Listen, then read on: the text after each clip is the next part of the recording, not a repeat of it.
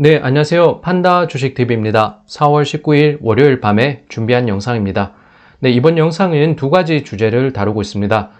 바이두와 알리바바 두 가지 종목 가운데 올해 더 주가가 오를 종목은 이 첫 번째 주제고요. 두 번째 주제는 바이두가 이 동영상 스트리밍 이 업체인 아이치 이 자회사를 왜 팔아야 하는가 그 이유에 대해서 한번 살펴보는 것이 두 번째 주제가 되겠습니다.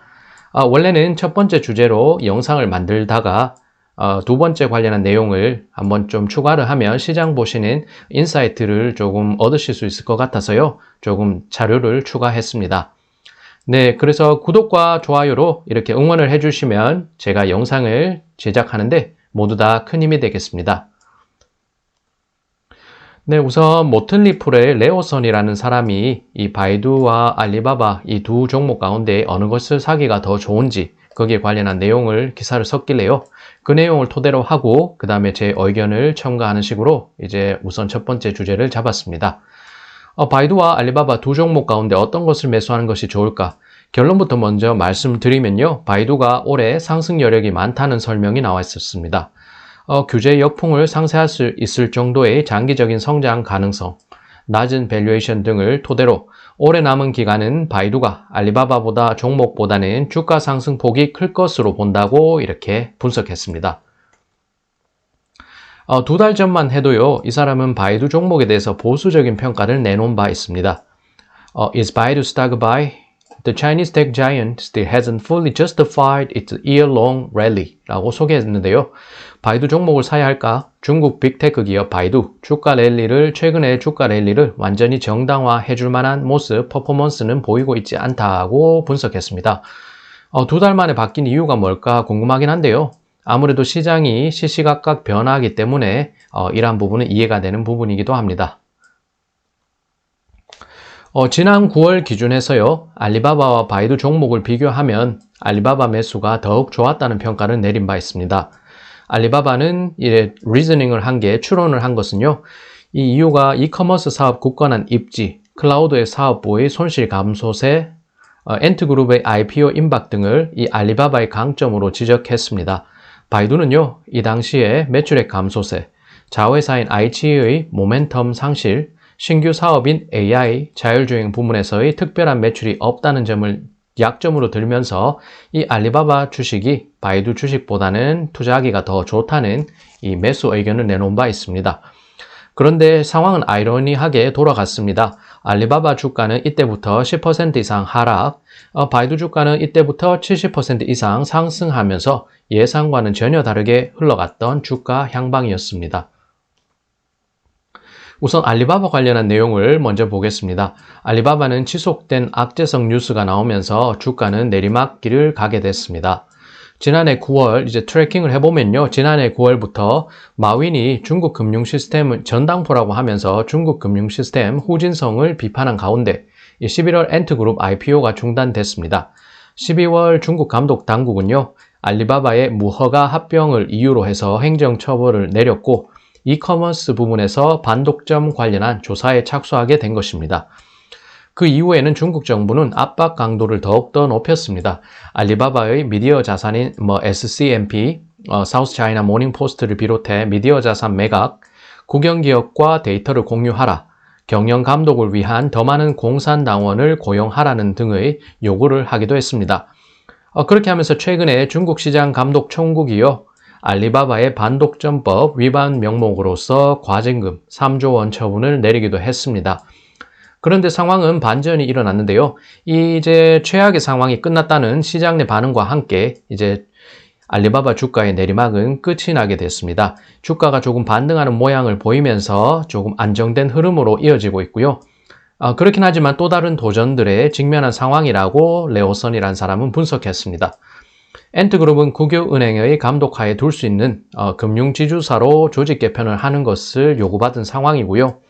이러한 변화가 핀테크 시장에서 이 알리바바의 알리페이가 텐센트의 위챗페이보다 경쟁력이 낮아지는 요인이 될 것이라고 평가했습니다. 이제 바이두 관련한 소식인데요. 바이두는 새로운 발전으로 투자자 관심을 불러일으켰다라고 분석을 했습니다. 주력업인 온라인 마케팅 사업 7분기 연속해서 매출액이 감소는 했지만요. 시장 내 호재가 될 수 있는 3건의 어제 호재성 뉴스를 발표하면서 주가는 반등세에 맞았다는 설명입니다. 첫 번째, 2월 발표했던 올해 1분기 매출액 증가율 전망치가 전년 동기 대비 15에서 20%, 26% 이렇게 상승하면서 기대감을 높였습니다. 이는 1분기 클라우드 사업 확대와 함께 온라인 마케팅 사업이 회복세를 보일 것을 암시한 것인데요. 이렇게 균형 잡힌 성장세가 나오면서 실적에 부담을 줄 수 있는 IT에 대해서 이 전체적인 의존도가 낮아질 수 있는 결과 나올 수 있다고 기대감을 드러냈습니다. 둘째로 바이두가 지난 3월 지리자동차와 자율주행 전기차 제조를 위한 합자회사 설립한 부분이 호재가 됐다는 설명이고요. 이러한 행보는 자율주행 사업부인 바이두의 아폴로 사업부와 시너지 효과를 낼 것으로 기대가 됩니다. 아폴로는 현재 중국 내 일부 도시에서 로보택시 형태로 운영이 되는 상황이고요. 최근에 일부 도시에서는 상용화의 허가증을 받으면서 실질적으로 수익성 창출할 수 있을 것이라는 기대감 모으고 있습니다. 셋째, 바이두는 조이와이라고 해서 이 회사로부터 라이브 방송 스트리밍 플랫폼 YY 라이브를 인수했습니다. 그러면서 사업 다각화에 나서는 중이고요. 중국 내 인기를 끌고 있는 라이브 방송 시장에서 발판을 다질 것으로 기대를 모은다는 분석입니다. 그래서 제가 이렇게 빨간색 표시의 ITE 관련된 내용, 바이두와 지리자동차의 이 자율주행 전기차 부분 합자회사 설립, 그리고 이제 라이브 방송 라방의 스트리밍 플랫폼이 YY 라이브 관련한 소식 한번 쭉 세부적으로 한번 살펴보겠습니다. 우선 신랑과기 19일 보도에 따르면요. 오늘자 뉴스가 되고 상하이 자동차 박람회 기간 중에 바이두와 지리차의 두 회사 대표가 전기차 합자회사 설립을 선언한 후에 100일 만에 재회를 했습니다. 지두자동차 이름 하에 두 회사가 대규모 합작 사업 관련해서요. 이 계획을 곧 발표할 것이라는 소식이 퍼졌습니다. 신랑과기는요. 왼쪽에 사진을 보낸 한 관계자 말을 인용했습니다. 이 한 관계자 말은요. 이는 사실이다. 곧 큰 건 하나를 발표할 것이라고 이제 아주 임팩트 있는 한마디를 남겼습니다. 네, 이번 페이지는 바이두와 라이브 플랫폼 1위 업체인 YY 간의 관계에 대한 소식이 되겠습니다. 차오 샤오동 바이두 부사장이요. 정식적으로 라이브 플랫폼 1위 YY의 직접 관리 체제에 들어갔습니다. 라이브 방송 관련해서 바이두와 YY 간에 사업 부문 융합하는 것이 가속도를 붙이는 모습인데요. 상품과 직원 구성에서 지난해 연말부터 YY 회사 직원들인 바이두 쪽에 이름을 등록하기 시작했습니다. 아직 정식 직위를 받지는 않았는데요. 모두 바이두의 관리 하에 들어가는 상황을 이해하고 인식하고 있다는 설명입니다. 네, 그래서 간단하게 YY 한번 설명해 드리겠습니다. YY 지보라고 하는데요. YY 라이브 방송은 중국 내 인터넷 라이브 방송 부문을 선도하고 있는 업체가 되겠습니다. 최근 바이두가 이 회사를 인수하고 사업 부문 조직 구성원 융합해서 이렇게 발빠르게 인수 작업하고 있고요. 왼쪽 피라미드를 보면 YY가 최상단에 위치하고 있는데 라이브 방송 생태계 최상단에 위치하면서 이 시장 점유율 40%를 점유하고 있습니다. 1위 업체고요.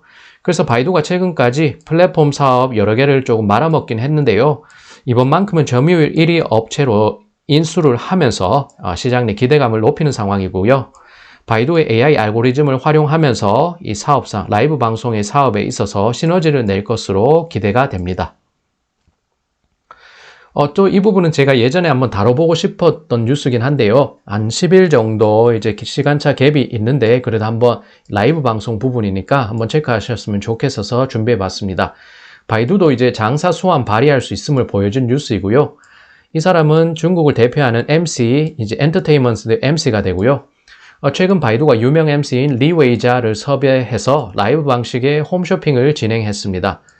그런데 그렇게 보면 스타 마케팅 덕에 5시간 정도 진행한 이 방송에서 주문액이 보면은 1억 3천만 위안, 2,200억 원, 시청자 수는 1,160만 명, 동시 접속자 수가 최대 100만 명을 기록했다는 설명입니다. 결과적으로 수치가 굉장히 좋게 나온 것도 만족스럽긴 한데요. 이 과정에서 바이두가 AI 자신들의 원천 기술을 활용하면서 이 데이터를 수집할 수 있다는 점도 굉장히 눈에 띄었습니다. 그리고 이러한 과정에서 효율성을 제고함으로써 라이브 방식으로 이 홈쇼핑 채널뿐만 아니라 여러 가지 영상 콘텐츠를 제작할 수 있다는 그런 가능성 확인한 점에서 저는 긍정적으로 이렇게 해석을 했습니다. 여기 보면 그냥 판매 1위가 마오타이주가 되고요. 거의 마오타이, 그 다음에 애플 아이폰 12 프로 맥스 등이 이렇게 소개되어 있습니다. 이번에는 제가 두 번째 준비했던 주제가 되는데요. 트렌드를 추정하면서 라이브 방송에 힘쏟는 바이두. 제목을 이렇게 달았습니다. 아이치 계속 안고 가나? 저는 솔직히 말씀드리면 아이치에 굉장히 부정적인 입장이고요. 거의 돈 먹는 하마이며 바이두에게 있어서는 계륵 같은 존재라고 저는 평가하고 있습니다. 수치를 보면서 한번 확인해 드리겠습니다. 2020년 자회사인 아이치는요, 광고 수입이 68억 위안을 기록하면서 전년 대비 19% 감소했습니다. 그리고 2019년도 보면은 광고 수입이 83억 위안, 전년 대비해서 11% 감소했습니다. 다시 말씀드리면 최근 2년 연속해서 이 전년 대비할 경우 10% 이상의 광고 수입 감소세를 나타내고 있습니다. 실제적으로 광고 수입은 떨어지는데 이제 매출 비용이 많이 들면서 이 바이두가 자회사인 아이치에 돈을 자꾸 이제 충당하고 있는, 보충해주고 있는 상황입니다. 그리고 아이치의 최근 5년 재무제표를요, 조금 SEC 에드가 해서 그쪽 들어가면 자료가 나오는 건데, 조금 작게 참고 삼아서 했고요. 숫자는 안 보이실 겁니다. 그래서 정리한 내용을 토대로 한번 보겠습니다. 아이치는 최근 5년 재무제표를 보게 되면요, 이 요약본을 보면은 5년 연속 순손실을 나타냈습니다. 2018년 90억 위안 순손실을 기록한 후에 2019년에는 103억 위안 순손실을 기록했습니다. 2020년에는요, 70억 위안, 이제 우리 돈으로 환산하면 1조 2천억 원 순손실인데 전년 대비해서 순손실이 33억 위안 줄긴 했습니다.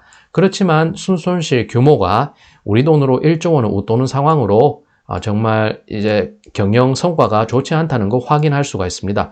이렇게 되면서 바이두가 아이치의 손실분을 메꾸는 등 캐시플로우에 악영향을 끼치고 있고요. 지난해 사실 텐센트의 지분 매각하는 것 추진했는데 반독점 이슈가 터졌습니다. 그렇게 하면서 무산된 가운데 아이치 매각은 여전히 현재 진행형이라는 사실을 한번 체크해 드리겠습니다. 제가 평가하는 것은요, 접속 인원이 많다고 실적이 좋아지는 것은 아닌데요. 그러면서 최근에 보면 실적 평가에서 아이치가 순손실이 줄었다고 이렇게 좋게 평가했던데 속지 않으셨으면 좋겠습니다. 명품샵에 명품만이 놔둬도 그냥 구경만 하고 가버리는 사람이 많으면 솔직히 실적도 안 나오고 말짱 도루묵이라는 것을, 이 아이치가 이런 상황에 빠져 있다는 것을 한번 말씀드리고 싶습니다. 바이두가 형식적으로는요, 아이치를 잡고는 있는데 이미 지원 정도를 줄이면서 마음이 떠난 상황이고, 이제 계륵과 같이 이제 남주기는 조금 아까운 상황인데 이제 그래서 버리면서 남주기는 아깝고 갖고 있자니 손해가 될 것 같고 그런 식의 처지에 놓여 있는 아이치입니다. 그리고 아이치의 지분 보유 비율을 보면요, 클래스 A에서 보통 우리가 이제 유통주로서 사고할 수 있는 것들 29억 주 가운데 유통주가 26억 1000만 주 89.9%, 회사가 바이두 이제 해서 아이치 회사가 보유하고 있는 이제 주식이 2억 9천만 주 10% 정도가 되겠습니다. 이제 클래스 B 의결권을 가질 수 있게 이렇게 할 수 있는 리에농 CEO가 28억 8천만 주 이제 100% 보유하고 있습니다. 그래서 보면 유통주 비율이 45% 정도고 바이두 이제 회사가 55% 지분을 가지면서 이 자회사로 두고 있는 상황입니다. 그리고 지분 변동 관련해서는요, 시간 차이가 나고 업데이트 여부 등이 조금 따라서 조금 차이가 나는 것을 확인했습니다. 그래서 참고 차원에서 한번 수치를 조금 보시면 될 것 같고요. 아무래도 영상 플랫폼 사업 관련해서는 바이두가 최근 방점을 찍은 것은 라이브 방송이 되는 것 같습니다. 그렇게 라이브 방송에 힘을 싣고 있고요. 사업 중복을 막고 신규 먹거리 사업에 필요한 자금 확보를 위해서는 아이치 지분은 매각하는 것이 현실적인 대안으로 보입니다. 이 부분은 조금 주목해서 보시면 좋을 것 같은데요. 최근에 임원진이 변경이 있었습니다. 6K라고 해서 3월 19일 발표된 6K 공시를 보면 아이치가 이사회 구성원을 변경했습니다. 여기에 새로 변경된 사람이고요. 이 바이두 CTO인 왕하이펑이 이사회에서 물러나고 허준재라는 부사장이 여기 이사회 책임자로 임명됐습니다. 그런데 그 사람이 해온 경력을 보게 되면 굉장히 눈에 띕니다. 그는 2017년 바이두에 합류해서 2020년 4월까지 투자와 M&A 부문과 전략투자관리부를 책임졌습니다. M&A 전문가를 이사회 책임자로 이 iQI의 이사회 책임자로 임명했습니다. 이것이 무엇을 의미하는 것인가는 차후의 상황을 보면서 봐야 되겠습니다. 그래서 이제 중국 로컬의 뉴스를 통해서요, 한 번 더 이 팩트 체크를 하면서 이 바이두가 iQ에 대해서 어떻게 생각하는지 한번 보시면 인사이트 얻으실 수 있을 것 같습니다. 바이두 iQ 팔아치울까? 1년에 200억 위안 불태우듯이 투자금이 많이 들어가는 iQ, 바이트댄스, 텐센트 과연 어느 곳이 iQ를 받아줄까? 그래서 헤드라인이 이렇게 대충 잡혀 있었고요. 텐센트는 사실 이미 iQ 지분 매입과 관련해서 두 번째 논의가 들어갔다는 소문도 나오고 있습니다. 업계 소문에 따르면 바이트댄스, 샤오미, 알리바바 등이 새로운 주주 명단에 이름을 올린 상황이고요. 누가 신규 주주가 됐든 간에 현재로서는 iQ와 바이두 간의 거리가 점점 멀어지고 있다는 평가가 나오고 있습니다. 바이두가 이미 iQ에 더 많은 투자와 자원 투입을 멈춘 상황이라는 설명도 나왔고요. 바이두가 iQ 매각 관련 소식이 나와도 그러려니 하시라는 그런 차원에서 제가 한번 짚고 가는 부분이 되겠습니다. 또한 바이두는 최근 여러 사업을 추진하고 있는데 일부 사업이요, iQ와 중첩된 부분이 있습니다. 바이두가 2019년 숏비디오 플랫폼인 하오칸 시핀이라고 해서 저도 참고를 많이 하는데 하오칸 영상이라는 것을 인수를 했습니다. 그런데 이것이 iQ의 수익화라는 이제 숏비디오 영상 그 플랫폼과 이제 중복이 됩니다. 중첩이 되는 것이고요. 그리고 바이두는 최근 라이브 방송 플랫폼 YY를 인수했습니다. 이는 지난해 5월 구조 개편한 모바일 사업부 기초 하에서 이 라이브 방송과 숏비디오가 보충하는 식으로 동영상 사업 추진력을 확보하게 된 것입니다. 다시 말씀드리면 이 YY와 하오칸 영상이 같이 합치면 시너지를 낼 수 있는 상황이고, 그런데 iQ가 끼어버리면 이 사업이 중첩되고 비효율성이 가중될 것입니다. 그래서 다른 IT 업체들과 달리 바이두와 iQ 간의 시너지 효과가 나오지 않는 모습이고요. 최근 바이두 행보를 보면 iQ와 결별 수순을 밟는 것으로도 해석이 됩니다. 그래서 다시 바이두와 알리바바 비교로 돌아와서 한번 살펴보겠습니다. 알리바바 과징금 3조 원 일회성 악재이고요. 사실 비일반 회계 기준 했을 때 non-GAAP라고 해서 이 부분 일회성 비용을 제외하는 그 회계 기준 하면은 실적에선 제외되니까 일회성 악재로 이 리스크는 해소될 것이라는 설명입니다. 그리고 애널리스트들은 알리바바 올해 매출액 이익이 각각 39%, 25% 그러니까 전년 대비 증가할 것으로는 보는데요. 그렇지만 투자자들은 이러한 예상이 회의적인데 알리바바 주력 사업이 예상할 수 없는 도전에 직면했고 추가적인 규제 역풍에 직면할 수 있다고 보고 있다고 이 레오선이라는 사람은 분석했습니다. 한편 바이두는 매출액과 이익이 19% 각각 19%, 6% 증가할 것으로 이렇게 내다봤는데요. 이제 보면은 광고 수입의 반등, 모바일 앱을 통한 스마트 미니 프로그램 점유율 확대, 성장 가도를 달리는 클라우드 비즈니스, 라이브 방송 플랫폼 YY 라이브 인수 등이 실적 회복세에 기여할 것이라는 설명입니다. 그리고 선행펄이 17배 수준을 보면은 주가는 여전히 싼 것으로 보이며 알리바바에 비해서 규제 리스크가 적은 것도 바이두에겐 호재라는 설명입니다. 네, 그리고 제가 덧붙이자면 여기에다 앞에서 살펴본 것처럼요. iQ를 다른 회사에 매각한다면 바이두는 큰 짐을 덜어내는 것이 될 것으로 보입니다. 장기적 관점에서요. 그래서 두 종목의 호재가 될 요소들과의 비교를 하고 규제 역풍에 조금 더 자유로운 점, 낮은 밸류에이션 등을 볼 때 바이두가 오래 남은 기간 동안에는 알리바바보다는 아웃퍼폼할 것이다. 주가 상승폭이 더 클 것으로 기대된다는 분석이 나왔습니다. 그리고 이 부분은 마지막 부분이 되는데요. 바이두의 최근의 자금 조달 부분을 한번 체크해 보고자 이렇게 준비를 한 것입니다. 대규모 자금 조달이 필요한 바이두가 되겠습니다. 바이두는 최근 홍콩 2차 상장 흥행에는 실패는 했는데요. 그래도 여기에서 3조 5천억 원 가량의 자금을 조달을 했습니다. 그리고 4월 초 빠르게 속보로서 소식이 전해졌는데 5년 기간으로 해서 30억 달러, 우리 돈으로 약 3조 3천억 원 정도의 회전 대출 협의 체결했다는 소식도 나왔습니다. 이렇게 대규모의 자금이 필요성이 있다는 것을 방증하는 소식이 최근에 퍼진 것이고요. 최근에 바이두는 자율주행 상용화, 스마트 의료, 전기차 합자 회사, AI 교육 단말기 출시, 이 라이브 방송 홈쇼핑 진행, AI 코드체인 시스템 구축, 공항 내에서의 AI 시스템 사업 제휴, 대형 TV AI 칩 탑재 결정, AI 인재 양성, 산학협력 체제 구축 등 AI 원천 기술 활용해서 다양한 부분에서 사업 영역을 확장하고 있습니다. 이것은 제가 자료 참고한 게 아니고요. 제가 예전에 자료를 준비하면서 이미 제 머리에 내재된 거 그냥 생각나는 대로 딱 적은 것인데 이 정도나 되는 것입니다. 그만큼 많은 부분에서 바이두가 사업을 확장하고 있는 단계니까요. 이러한 상황에서 더욱 많은 자금이 필요한 상황입니다. 그렇게 하면 IH를 정리하는 것이 선택이 아닌 필수로 보이고요. 과연 바이두가 이후에 어떤 행보를 보일지는 한번 지켜볼 일입니다. 그래도 만약에 바이두가 IH 자회사 매각한다고 해서 이렇게 충격받으시거나 뭐 크게 임팩트 있게 이렇게 받아들이시지 않았으면 하는 마음에서 그냥 한번 관련된 내용 팩트 체크하면서 전해드렸습니다. 네, 여기까지 판다주식TV였습니다.